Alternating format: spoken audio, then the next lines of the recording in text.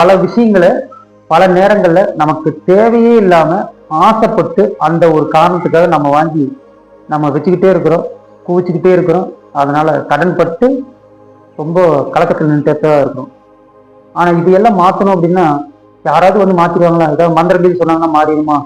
இல்ல யாராவது வந்து உன் வாழ்க்கையே மாத்திடுற அப்படின்னு சொன்னாங்கன்னா மாறிடுமா அப்படின்னா அப்படிலாம் யாருமே நம்பிடாதீங்க. அப்படிலாம் யாருனாலுமே முடியாது.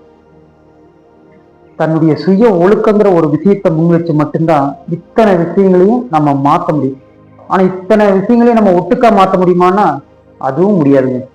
என்ன காரணம்னா ஒவ்வொரு விஷயங்களுமே நம்ம தனித்தனியான ஆசைகளை அதுல பதிய வச்சு அதை சார்ந்த அந்த சிந்தனைகள் அதனுடைய செயல்பாடுகள் எல்லாத்தையுமே நம்ம திரும்ப திரும்ப திரும்ப திரும்ப நம்ம நினைச்சு அதை ரிமைண்ட் பண்ணி அதுல எண்ணங்களா பதிய வச்சிருக்கோம்.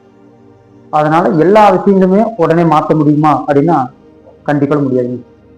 இதற்காக என்ன பண்ணலாம் அப்படின்னா தன்னுடைய செயல்பாடுகள்ல இருந்து சில விஷயங்களை மாற்றணும் அப்படின்னா அதுக்காக ஒரு விஷயத்த முதல்ல எடுக்கணும்.